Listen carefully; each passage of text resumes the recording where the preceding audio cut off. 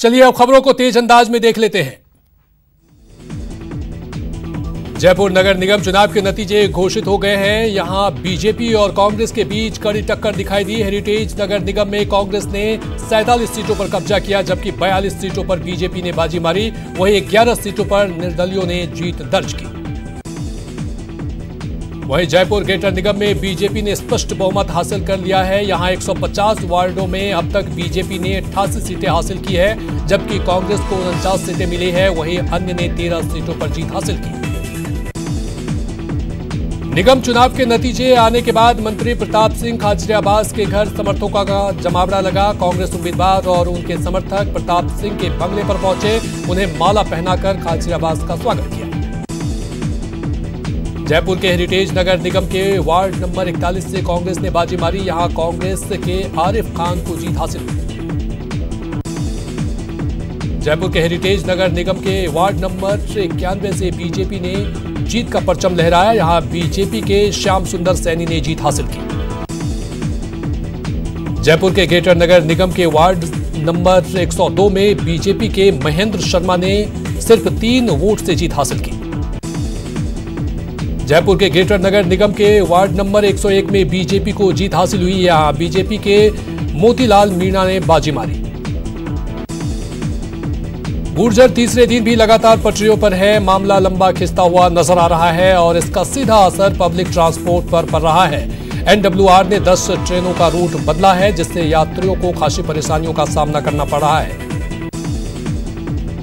गुर्जर आंदोलन और आगामी त्योहारों को देखते हुए जिला हेड क्वार्टर पुलिस ने वीडियो कॉन्फ्रेंसिंग के जरिए प्रदेश के सभी जिला मुख्यालयों पर मीटिंग का आयोजन किया, जिसमें कई पुलिस अधिकारी शामिल हुए। राजधानी जयपुर में चोरों का आतंक बढ़ता जा रहा है। करनी विहार इलाके में एक साथ 3 फ्लैटों में चोरी का मामला सामने आया है। तीनों फ्लैटों के ऑनर घर पर नहीं थे। इसी का फायदा उठाते हुए चोरों ने आभूषण और कैश पर हाथ साफ कर दिया। जोधपुर में नगर निगम की लड़ाई ड्रॉ रही है। जोधपुर उत्तर में कांग्रेस ने भारी बहुमत हासिल किया है। यहां 80 वार्ड में बीजेपी ने 53 सीटों पर जीत हासिल की। वहीं बीजेपी को सिर्फ 19 सीटें मिली है। हालांकि जोधपुर दक्षिण नगर निगम पर बीजेपी ने बाजी मारी। यहां 80 वार्ड में बीजेपी ने 43 सीटों पर जीत दर्ज की, जबकि कांग्रेस को 29 सीटों पर जीत हासिल हुई है। 8 सीटों पर अन्य ने बाजी मारी। जोधपुर में नगर निगम दक्षिण के वार्ड नंबर 11 से कांग्रेस ने जीत का परचम लहराया। यहां कांग्रेस के गिरिधारी सिंह ने जीत हासिल की। जोधपुर नगर निगम दक्षिण के वार्ड नंबर 1 से बीजेपी ने जीत हासिल की। यहां बीजेपी प्रत्याशी इंदिरा राज पुरोहित ने जीत हासिल की। जोधपुर उत्तर के वार्ड नंबर 1 से बीजेपी के भागीरथ मेघवाल ने बाजी मारी है। जोधपुर नगर निगम दक्षिण के वार्ड नंबर 61 पर बीजेपी ने बाजी मारी। यहां बीजेपी के प्रदीप बेनीवाल ने 755 वोट से जीत हासिल की। जोधपुर नगर निगम उत्तर के वार्ड नंबर 21 पर कांग्रेस ने जीत हासिल की। यहां कांग्रेस के राकेश ने बाजी मारी। जोधपुर नगर निगम उत्तर के वार्ड नंबर 71 से कांग्रेस ने बाजी मारी। कांग्रेस के भेरू सिंह परिहार ने यहां जीत हासिल की।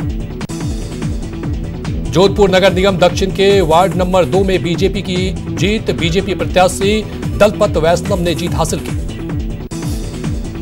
जोधपुर नगर उत्तर के वार्ड नंबर 11 से बीजेपी को जीत हासिल हुई। यहां बीजेपी ने अजय सिंह ने बाजी मारी बीजेपी के। कोटा नगर निगम के चुनाव में कांग्रेस का पलड़ा भारी रहा। कोटा उत्तर में कांग्रेस ने बहुमत हासिल कर लिया है। यहां 70 सीटों पर से कांग्रेस ने 47 सीटों पर जीत हासिल की।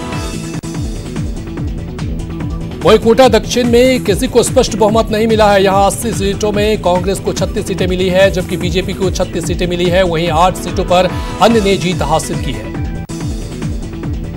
कोटा में मतगणना केंद्र से कुछ ही दूर स्टेडियम के बाहर लोगों ने निर्वाचन आयोग के खिलाफ प्रदर्शन किया। लोगों ने आरोप लगाया कि स्टेडियम के आसपास कई लाउड स्पीकर लगाए गए हैं, लेकिन कोई जानकारी नहीं दी जा रही है।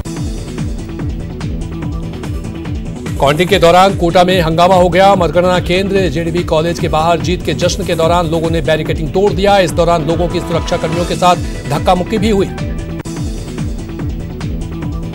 कोटा दक्षिण नगर निगम के वार्ड 1 में बीजेपी प्रत्याशी दिलीप अरोड़ा की जीत हुई। कांग्रेस के प्रत्याशी दिलीप पाठक को हार का सामना करना पड़ा। कोटा उत्तर के वार्ड नंबर 41 में कांग्रेस ने जीत अपने नाम किया। यहां कांग्रेस प्रत्याशी सपना ने जीत दर्ज की है। कोटा उत्तर के वार्ड 61 में कांग्रेस ने परचम लहराया। वसीर मोहम्मद ने जीत दर्ज की है। कोटा उत्तर के वार्ड नंबर 44 में कांग्रेस ने जीत दर्ज की है। यहां नीरज मीणा ने जीत हासिल की। कोटा दक्षिण नगर निगम में भी कांग्रेस का दबदबा है। यहां वार्ड नंबर 65 से कांग्रेस की शालिनी गौतम ने जीत हासिल की।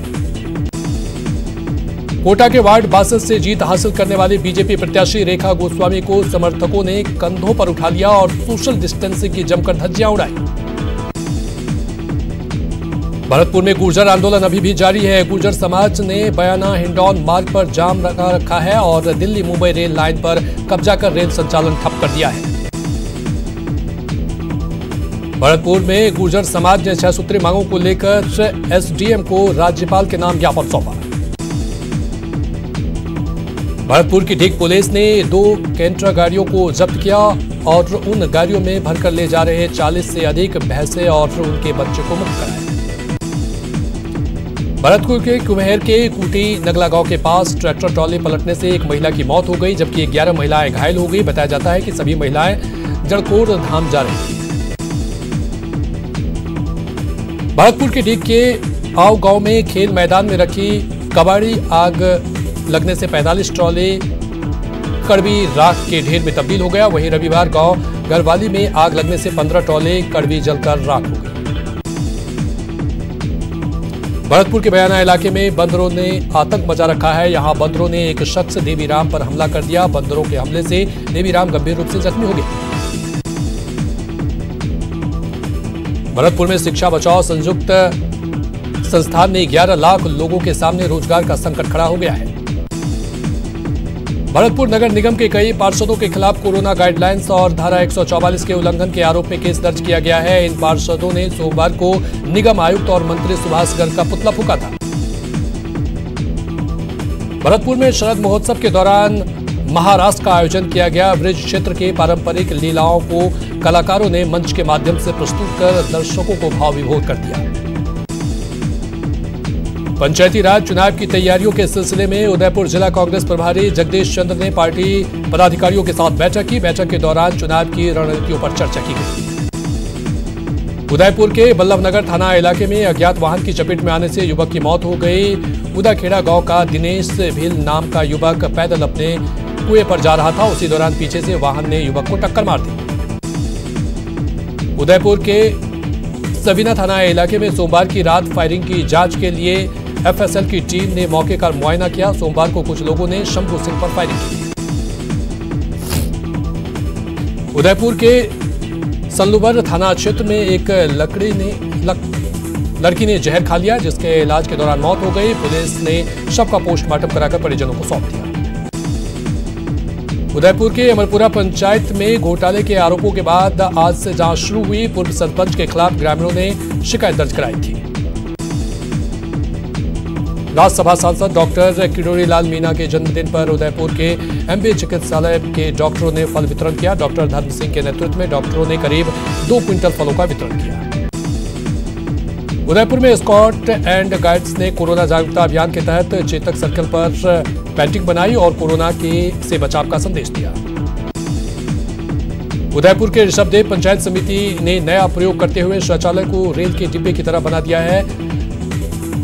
हुबहू रेल डिब्बे की तरह लगने वाले इस शौचालय की डिजाइन को लोग पसंद कर रहे हैं।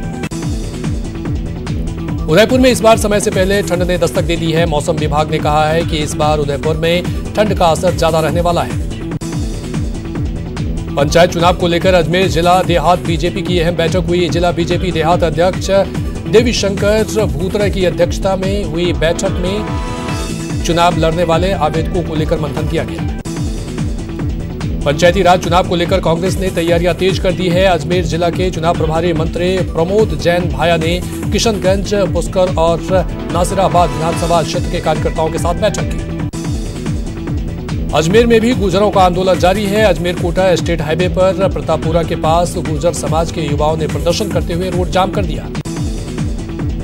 अजमेर का सम्राट पृथ्वीराज चौहान कॉलेज हेरिटेज की श्रेणी में आ गया है। पुरातत्व और संग्रहण विभाग ने महाविद्यालय को ऐतिहासिक धरोहर का प्रमाण पत्र भी सौंप दिया है। अजमेर के आदर्श नगर में पुलिस ने शराब के 275 पौवे के साथ एक युवक को गिरफ्तार किया। युवक पुष्कर सिंह पर अवैध रूप से शराब बिक्री करने का आरोप है। अजमेर में रोडवेज कर्मचारियों ने प्रदर्शन किया। उन्होंने आरोप लगाया कि पिछले 2 महीनों से उन्हें वेतन नहीं मिला है। अजमेर के मित्तल अस्पताल में नवजात की मौत के बाद डॉक्टर दंपति ने डॉक्टर्स पर लापरवाही का आरोप लगाते हुए पुलिस में मामला दर्ज कराया है। बीकानेर में चोरों के हौसले बुलंद है। नौखा क्षेत्र में बाइक चोरी की घटनाएं बढ़ती जा रही है। सुजानगढ़ रोड पर चोर ने दिन दहाड़े बाइक चोरी की वारदात को अंजाम दिया। हालांकि चोरों की करतूत सीसीटीवी में कैद हो गई। केंद्रीय कृषि कानून के खिलाफ बीकानेर में 5 नवंबर को जन जागृति यात्रा निकाली जाएगी। इस यात्रा को लेकर लाउड स्पीकर से प्रचार किया जा रहा है और लोगों से इसमें भाग लेने की अपील की जा रही है। बीकानेर में सड़कों का हाल बेहाल है। कई इलाकों में सड़कें टूटी हुई है और सड़कों में गड्ढे बन गए हैं, जिससे वाहन चालकों को भारी परेशानियों का सामना करना पड़ रहा है।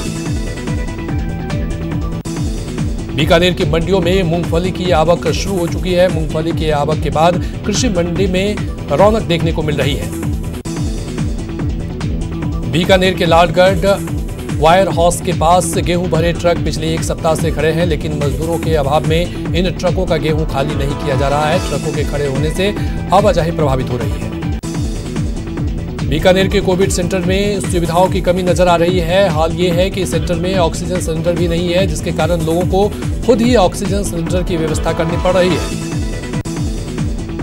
बीकानेर के देशनोक में करनी माता का मंदिर खुलने के साथ ही श्रद्धालुओं के आने का सिलसिला शुरू हो चुका है। मंदिर प्रशासन ने कोरोना गाइडलाइंस के पालन की पूरी व्यवस्था की है।